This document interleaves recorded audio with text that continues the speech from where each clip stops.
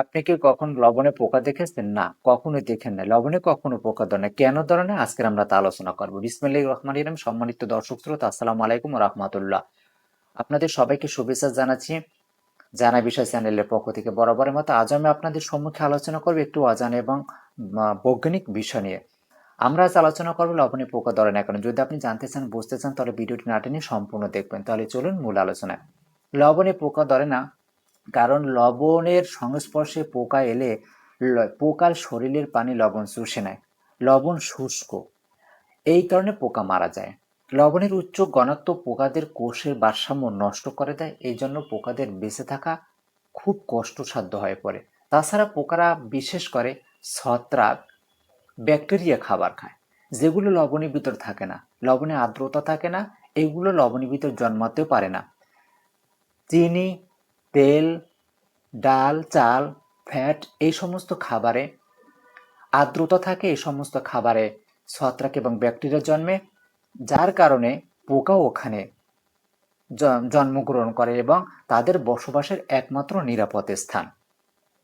তাছাড়া লবণে পুষ্টি থাকে না। কোন ধরনের পুষ্টি? পোকা যেহেতু শর্করা, প্রোটিন এই সমস্ত পুষ্টি খাবার খেয়ে থাকে। এই সমস্ত পুষ্টি খাবার শস্যকণা, তেল, ডাল, চিনি এই সমস্তের ভিতরে থাকে। এগুলো পুষ্টি লবণের ভিতর থাকে না, যার কারণে লবণের গন্ধ তাদেরকে আকর্ষণ করে না। তাছাড়া পোকাদের রিসেপ্টরগুলো স্বাদকে বুঝতে সাহায্য করে।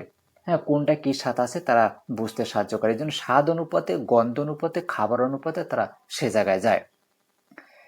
এখন কথা হলো, লবণের ভিতরে যেহেতু পোকা ধরে না, তাহলে যে তেল, ডাল, শস্যকণা, চিনি এগুলোর ভিতরে তো ছত্রাক এবং ব্যাকটেরিয়া জন্মে, আর্দ্রতা বেশি থাকে। তাহলে আপনি কি লবণ তাদের ভিতরে দিবেন তাদেরকে পোকা থেকে রক্ষা করার জন্য? না, কখনোই দিবেন না। কারণ তাদের তো এমনি আর্দ্রতা, হ্যাঁ, ছত্রাক ব্যাকটেরিয়া জন্মে, পোকা বসবাস করে। আপনি যদি লবণ দেন, লবণ আর আর্দ্রতা টানবে, পোকাদের জন্য আরো উপযুক্ত স্থান হবে, ছত্রাক ব্যাকটেরিয়া আরো বেশি জন্মে। তাহলে উপকারের চাইতে অপকারটাই আবার বেশি হলো। আর এই রকমের কাজ কেউ করে না, আর করারও কোনো যুক্তি না। এখানে আমরা বিশেষ করে আলোচনা করলাম যে লবণে পোকা ধরে না কেন ধরে না সেই ব্যাপারে, যে লবণটা শুষ্ক থাকে, আর্দ্রতা থাকে না, এই কারণে ছত্রাক ব্যাকটেরিয়া জন্মাতেও পারে না, পোকা আসে না। পোকা কি কি খাবার খায় সেই ব্যাপারে আমরা আলোচনা করলাম। এই পর্যন্তই ছিল আজকের আলোচনা। ভিডিওটি ভালো লাগলে লাইক দিবেন, কমেন্ট করবেন, শেয়ার করবেন।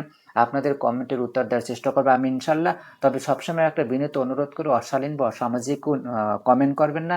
জানা বিষয় চ্যানেল সবসময় আপনাদেরকে সত্য, সহস্রালয়, যুক্তিভিত্তিক আলোচনা করে থাকে। কিন্তু এক্ষেত্রে আপনাদের সহযোগিতা আমাদের একমাত্র কাম্য। সকলের সুস্বাস্থ্য কামনা করে এবারের মতো বিদায় নিচ্ছি। আল্লাহ হাফেজ। পরে আবার দেখা হবে অন্য কোনো ভিডিওতে।